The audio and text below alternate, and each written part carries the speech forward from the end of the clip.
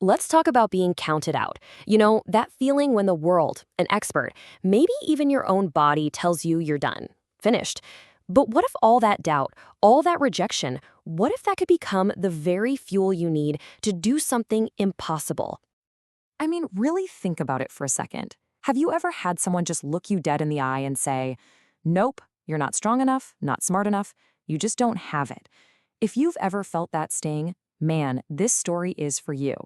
It's about a guy who took that exact feeling and turned it into his superpower. So let's get into it. Let's meet our guy, Jonah. Before his entire world got flipped upside down, he was, the absolute picture of strength and control. Just look at this. The difference is staggering, right? On one side, you've got this tough, capable construction manager, the kind of guy who's in total control of his life.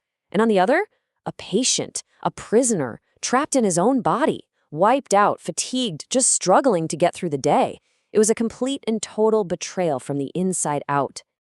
And here's the culprit: chronic autoimmune myopathy. Now, in simple terms, this means his own immune system went haywire and started attacking his muscles. His body was literally at war with itself, just systematically shutting him down. This diagnosis finally put a name to this invisible enemy that was stealing his life piece by piece. So after a solid year of just grueling rehab, Jonah gets this wild idea in his head. This absolutely crazy, impossible goal. He's gonna run a marathon. But when he goes to find a professional coach, the verdict he gets is somehow even colder than his medical diagnosis. Okay, so picture this. It's 5 in the morning on some cold, empty track. Jonah's there, not even steady on his feet, and he meets this coach, Marcus the Hammer Riggins, a guy who seriously looks like he was chiseled out of granite. Marcus just tells him, run one lap. That's it, just one. And Jonah, he gives it every single thing he's got. And what does he get for all that effort? This. After he gasps and struggles his way around the track that one single time, Marcus just shuts him down. Ice cold. No tips, no encouragement, nothing. Just, don't waste my time. A total gut punch. And you gotta understand, this wasn't just some harsh feedback. This was a judgment. This was the world's expert telling him, you are broken. Stay in your lane. It was like every single one of his worst fears was just confirmed, right there on that track. But right here, this is where the real story kicks off.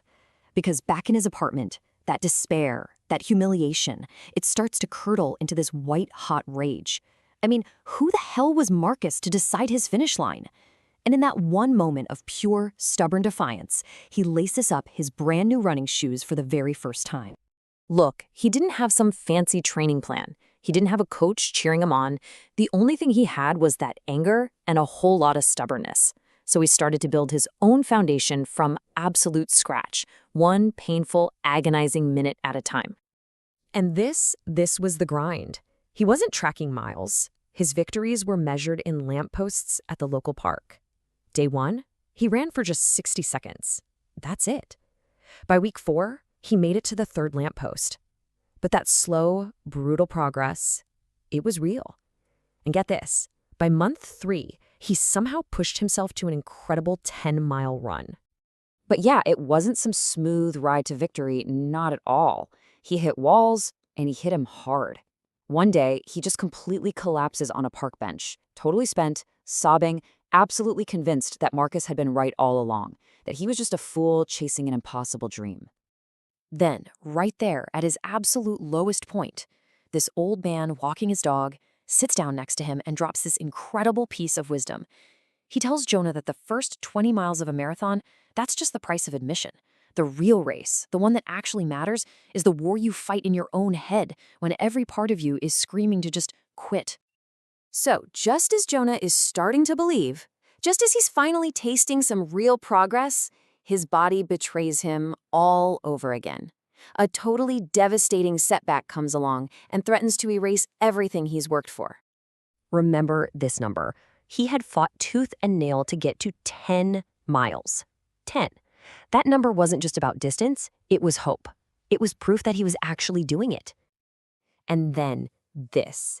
A massive flare-up of his condition. It hits him like a freight train, puts him right back in bed, and in just a few days, months of hard work are just gone. The feeling of despair was just crushing. So when he could finally get back out there, what do you think he does?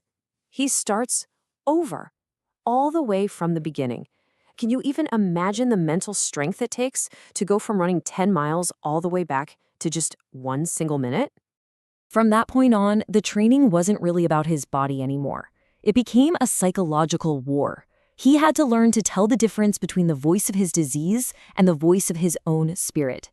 He visualized that finish line over and over, turning all that negativity, all that too weak garbage to ash. He was forging an unbreakable mind. And then it's race day.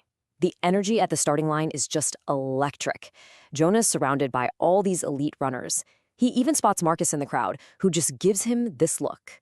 A look that says one thing: don't even try. So Jonah runs his own race. He's smart, he's steady. But just like the old man in the park predicted, right around mile 20, the wall comes for him.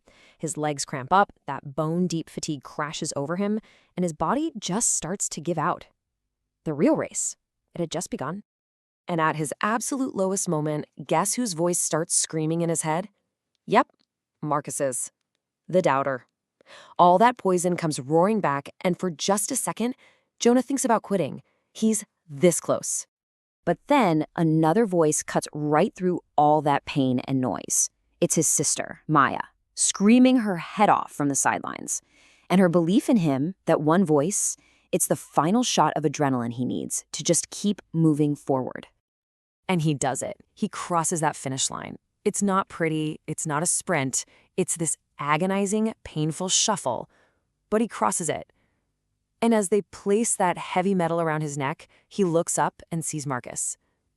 And the look on that coach's face, it's not disgust anymore. It's pure, dumbfounded respect. You see, Jonah's victory was never really about proving some coach wrong. It was about proving himself right.